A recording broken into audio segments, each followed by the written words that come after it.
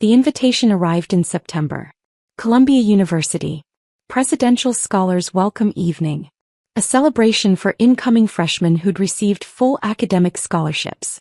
November 15th at 6 p.m. Low Memorial Library. Business casual. Family welcome. My nephew Ethan had earned one of those scholarships. Perfect SAT scores. Valedictorian. National Merit Scholar.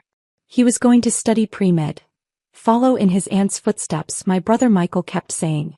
Except Michael had no idea what my footsteps actually looked like. The invitation included a +1. Dr. Claire Mitchell and guest. I didn't have a guest. I'd been divorced for 6 years. My ex-husband had wanted children. I wanted my career. We'd wanted different lives. I RSVP'd for one.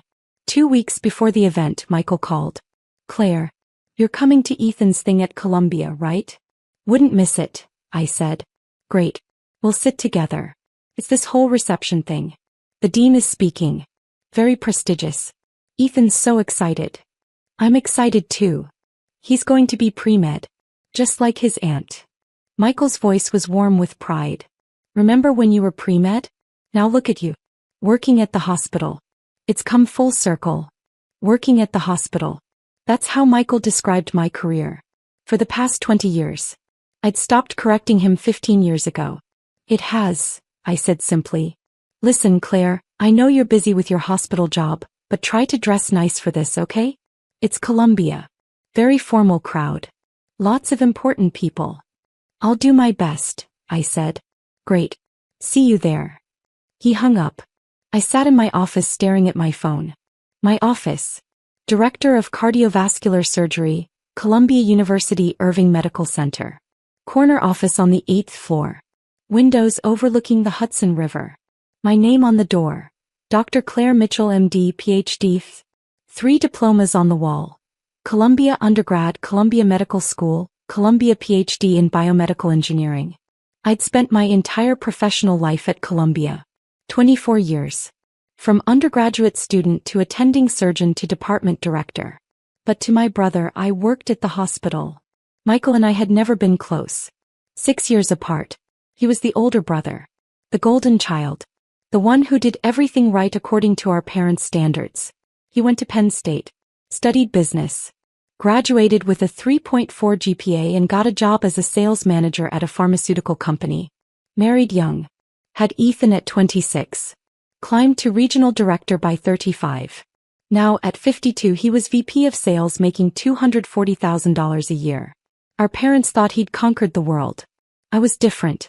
The intense younger sister. The one who studied too much. Who chose science over social life. Who went to Columbia on a full scholarship while Michael paid full tuition at Penn State. Claire's the smart one, Dad used to say. Like it was a consolation prize. But Michael's the successful one, Mom would add. I graduated Columbia summa cum laude. Got into Harvard Medical School, Johns Hopkins, and stayed at Columbia for their MD-PhD program. 8 years of medical school and doctoral research. 3 years of general surgery residency. 3 years of cardiothoracic surgery fellowship. I performed my first solo heart surgery at 32. At 35, I was appointed assistant professor of surgery. At 39, I became the youngest associate professor in the department. At 42, I was named director of cardiovascular surgery. I oversaw 17 surgeons, managed a $47 million annual budget, and performed approximately 140 surgeries per year. I'd published 73 peer-reviewed papers. I'd developed a new minimally invasive technique for aortic valve replacement that had been adopted by hospitals worldwide. I'd trained 34 cardiac surgeons who now worked across the country. Last year, I'd been named one of the top 50 cardiac surgeons in America by U.S. News & World Report. But my family still thought I was a hospital worker. I tried to explain once. 12 years ago at Thanksgiving. I'm not just working at the hospital, I'd said. I'm directing the cardiovascular surgery department. I manage the entire program. That's great, Claire, Michael had said. Management is good. I'm in management too. Regional director now. It's not the same. We're both doing well, he'd interrupted. Different paths but both successful. Our parents had smiled. Relieved that their children weren't competing. Except we weren't competing because they didn't understand we weren't in the same league. Michael managed sales teams for a pharmaceutical company. I operated on human hearts. But explaining felt like bragging. So I stopped trying. "How's the hospital?" became their standard question. "Good," became my standard answer. And the years passed with my family thinking I was a mid-level hospital employee making decent money and living a modest life. The truth was more complicated. As director of cardiovascular surgery, my salary was $520,000 annually, plus bonuses for research grants and publications. My net worth was approximately $4.7 million. I owned a brownstone in the Upper West Side. 3 bedrooms. Bought 12 years ago for $1.8 million. Now worth $4.2 million. I'd never mentioned the house to my family. They thought I rented an apartment. I drove a 10-year-old Honda Civic. Wore simple clothes. Lived modestly except for my home which I loved. Money had never motivated me. Medicine had. The chance to save lives. To innovate. To teach. To push the boundaries of what was possible in cardiac care. I'd performed over 2,800 surgeries in my career. My survival rate for high-risk procedures was 96.7%, significantly higher than the national average of 91.3%. I'd saved 2,800 lives. That was my success. Not my salary. Not my title. The lives. But my family measured success differently. Michael's house was bigger. His car was newer. His son was going to Columbia. Finally, Mom had said when Ethan got his acceptance letter. Someone else in the family going to an Ivy League school. Claire's always been the only one. Ethan's going to be pre-med, Michael had added proudly. Just like Claire. Maybe she can give him advice about the hospital. I'd smiled and said nothing. November 15th arrived cold and gray. I left the hospital at 4 p.m. I'd finished my last surgery at 2:30, a triple bypass on a 67-year-old man with severe coronary artery disease. The surgery had gone perfectly. He'd be in ICU for 2 days, then recovery. He'd go home to his wife and grandchildren. Another life saved. I went home, showered, changed into a navy dress and blazer. Simple. Professional. The kind of outfit that said hospital employee, but also Columbia alumna. I arrived at Low Memorial Library at 5:50 p.m. The building was stunning. Neoclassical architecture. Massive columns. The iconic dome. I'd walked past it thousands of times as a student, but it never stopped being impressive. Inside, the rotunda was set up for the reception. Round tables with white linens. A stage with a podium. Screens on either side showing the Columbia crest. I found the check-in table. "Name?" asked the student volunteer. "Dr. Claire Mitchell." She scanned the list. Her eyes widened slightly. "Oh, Dr. Mitchell. Yes. You're at table 3. That's the VIP section. Presidential donors and distinguished faculty." "Thank you." I found table 3. Front section. 2 other people were already seated. I recognized one. Dr. Patricia Huang, Dean of Columbia Medical School. "Claire." She stood and hugged me. "So glad you're here. Wouldn't miss it. My nephew is one of the scholars." "Wonderful. These kids are incredible. We're so lucky to have them." The other person at the table introduced himself. "Robert Chin. I'm on the board of trustees." "Claire Mitchell. I'm faculty at the medical school." "What department?" "Cardiovascular surgery." Are you the Dr. Mitchell who developed the minimally invasive aortic valve technique?" "I am." "Brilliant work. My father had that procedure last year. Changed his life." We talked about cardiac innovation. About Columbia's research programs. About the future of medical education. At 6:15 I saw Michael enter with his wife Linda and Ethan. Michael was wearing a suit. Linda had on a cocktail dress. Ethan looked uncomfortable in dress pants and a button-down shirt. They were scanning the room. Looking for their table. I waved. Michael saw me. Waved back. Started walking over. Then he noticed where I was sitting. Table 3. Front section. With the dean and a board member. He hesitated. Walked over anyway. "Claire. You're here early." "I am." "This is table 3. I think that's for faculty and VIPs." "I know. I'm sitting here." "Oh. They put you with the VIPs? That's nice of them. He didn't understand. Thought someone had made a seating error in my favor. Where are you sitting? I asked. He checked his card. Table 17. Back section. Come on, Linda, Ethan. Let's find our table. Good to see you, Michael, I said. We'll catch up after. They walked away. Dr. Huang smiled at me. Your brother? Yes. He seems nice. He is. He just doesn't quite understand what I do. How is that possible? You're one of the most prominent cardiac surgeons in the country. He thinks I work at the hospital, like a staff position. I've never corrected him. She stared at me. Why not? Because it doesn't matter. My work speaks for itself. Whether he understands it or not doesn't change the lives I've saved or the research I've published. That's very zen of you. Or very tired, I admitted. I spent years trying to explain. Eventually I stopped. Robert Chin leaned over. My brother thinks I'm in finance. I'm chairman of the board of a Fortune 500 company. Family is complicated. It is, I agreed. At 6:30 the program began. The current university president welcomed everyone. Talked about Columbia's commitment to merit-based scholarships. Introduced the Presidential Scholars Program. These students represent the best of the best, he said. Perfect grades. Perfect test scores. But more than that, leadership, innovation, passion for learning. They're the future of Columbia and the future of our world. Applause. Tonight we're announcing something special. Thanks to the generosity of our alumni, we're expanding the Presidential Scholars Program. For the first time, we'll be able to offer full scholarships to 50 students per year instead of 30. More applause. This expansion is possible because of a transformative gift from one of Columbia's most distinguished alumni. Someone who embodies the very best of what Columbia stands for. Academic excellence. Innovation. Service. Leadership. I knew what was coming. I'd made the donation 6 months ago. $8 million to endow 20 additional scholarships in perpetuity. The interest would fund full 4-year scholarships for students who couldn't otherwise afford Columbia. I'd asked to remain anonymous.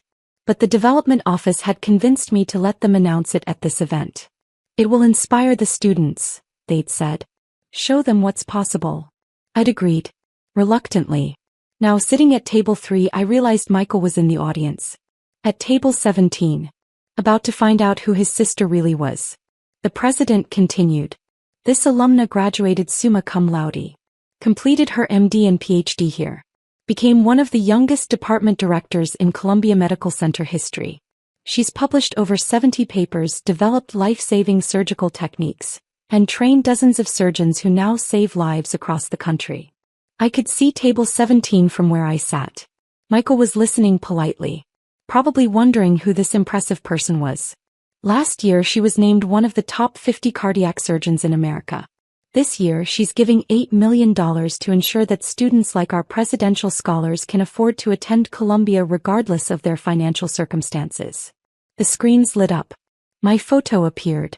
Professional headshot from the medical center website. Below it, Dr. Claire Mitchell MD PhD, Director of Cardiovascular Surgery, Columbia University Irving Medical Center. Please join me in thanking Dr. Claire Mitchell for her extraordinary generosity and her lifetime of service to Columbia. The room erupted. 800 people stood, applauding. I stood slowly, smiled, waved slightly. At table 17 Michael was frozen. His mouth was open. He was staring at the screen. Then at me. Then at the screen again. Linda was standing and clapping, but she looked confused. Ethan was staring at me with an expression I couldn't quite read. The president gestured for me to come to the stage. I walked up. The applause continued. He handed me the microphone. Thank you, I said. I'm not much of a public speaker. I'm better with scalpels than words. Light laughter. But I want to say something about why this scholarship matters to me. 28 years ago I was sitting where these students are sitting. A presidential scholar. First in my family to go to an Ivy League school. Daughter of a factory worker and a teacher.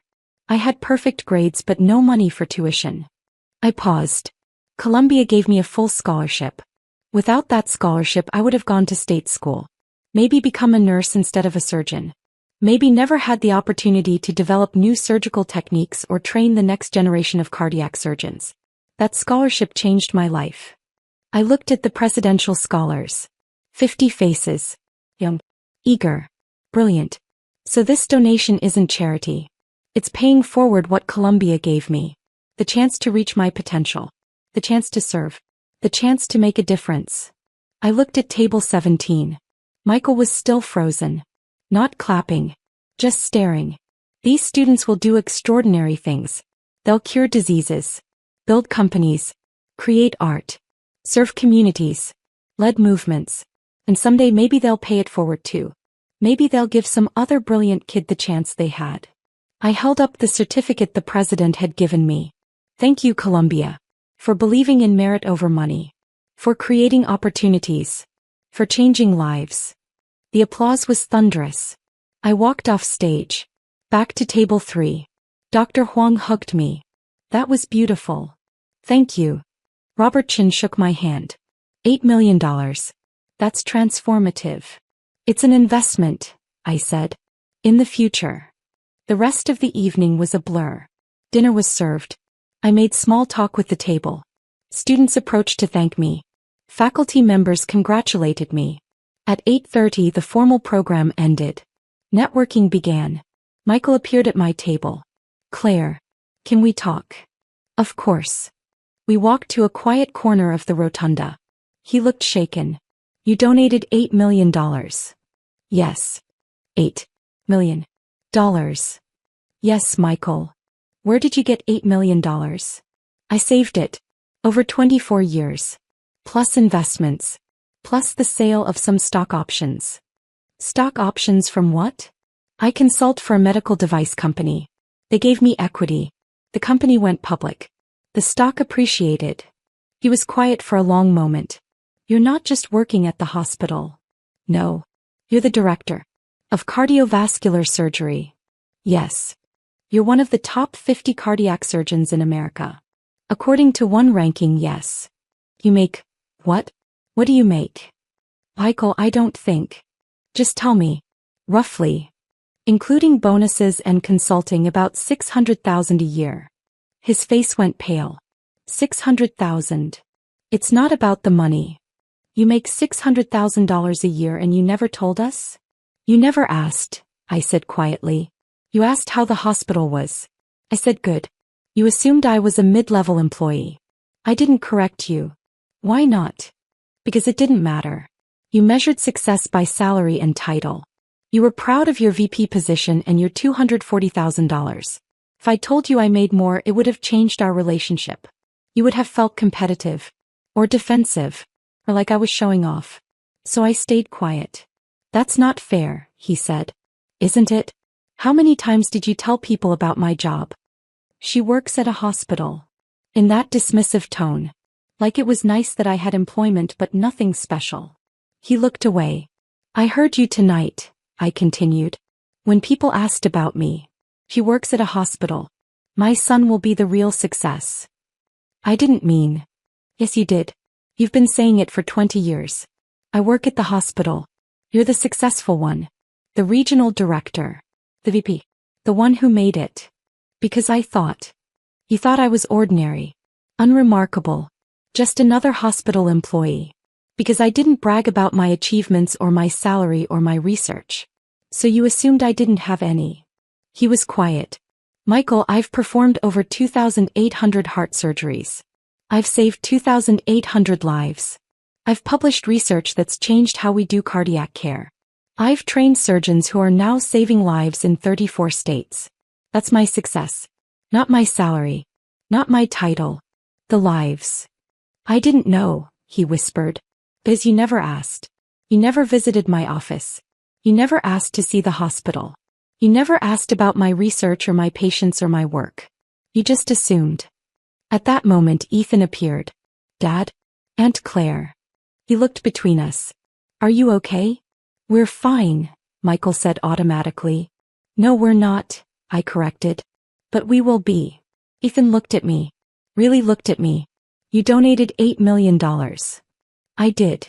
For scholarships. Yes. Why? Because 28 years ago Columbia gave me a full scholarship. Changed my life. I wanted to do the same for other students. He paused. That's incredible. Thank you. I had no idea you were so successful. Most people don't, I said. I don't advertise it. Dad said you worked at the hospital. Like as a staff person or something. Michael looked ashamed. I do work at the hospital, I said. I'm just also the director of cardiac surgery. Both things are true. Ethan smiled. Can I ask you something? Of course. You said you're going to follow in your footsteps. The pre-med thing. But I don't even know what your footsteps look like. Would you tell me? Really tell me? I looked at Michael. He nodded. I'd be happy to, I said. We went to a coffee shop near campus. The three of us. I told Ethan everything. About medical school. The sleepless nights. The first time I held a human heart in my hands during surgery. The feeling of knowing that if I made one wrong move the patient would die. I told him about my first solo surgery. A 54-year-old woman with aortic valve disease. How I'd been terrified. How my hands had shaken. How the surgery had taken 6 hours. How she'd survived and hugged me 2 weeks later and said, "You gave me my life back." I told him about the research. The years of studying minimally invasive techniques. The failures. The breakthroughs.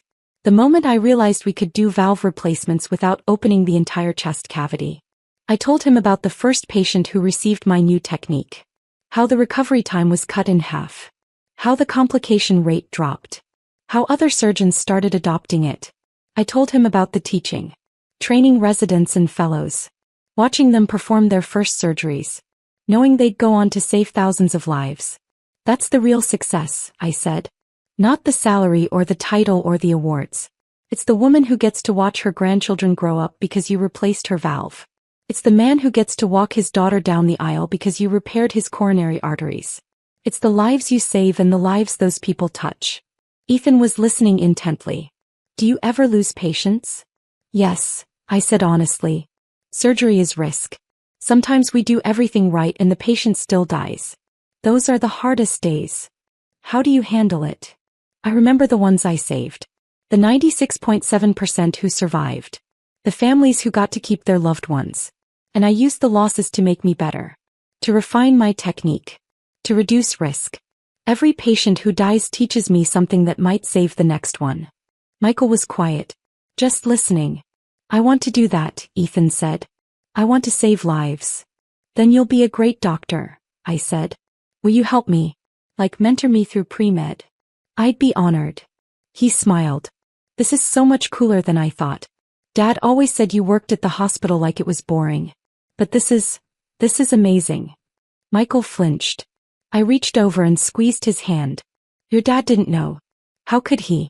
I never told him. You could have, Michael said quietly. Why didn't you?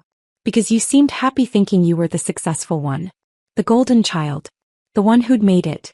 I didn't want to take that away from you. That's incredibly sad, he said. Or incredibly kind, I countered. Depending on how you look at it. I've been a jerk, he said. For 20 years.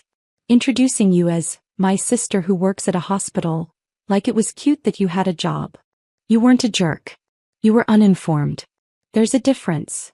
I should have asked more questions. Yes, you should have. But you can start now.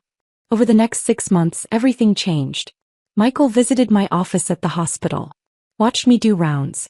Sat in the observation gallery during a surgery. Saw what I actually did. Afterward he'd said, "That was the most intense thing I've ever witnessed. You're incredible, Claire." Thank you. I'm sorry I didn't see it before. You see it now. That's what matters. Ethan started coming to the hospital every other week. Shadowing me. Bernie. Asking questions. I introduced him to residents. Let him observe procedures. Taught him about anatomy and physiology and the art of surgery. You're a natural teacher, one of my residents said. You should do more of this. I am, I said. Starting with my nephew. In March, Michael called a family meeting. Mom, Dad, Linda, Ethan, and me. I have something to say, Michael announced. For the past 25 years, I've been telling everyone I was the successful sibling. The one who made it. The one who did everything right. Our parents looked confused. But I was wrong. Claire is the successful one. She's one of the top cardiac surgeons in the country. She makes twice what I make. She saved almost 3,000 lives. She donated $8 million to Colombia. And I had no idea because I never bothered to ask about her life. Mom's mouth fell open. $8 million? Yes, I said simply. Where did you get $8 million? I saved it, invested it, earned it over 24 years of working as a surgeon. You're a surgeon? Dad asked. I thought you were a hospital administrator or something. I'm the director of cardiovascular surgery. I both operate and administrate. Silence. Then Mom said, why didn't you tell us? I did tell you. Multiple times. You didn't listen.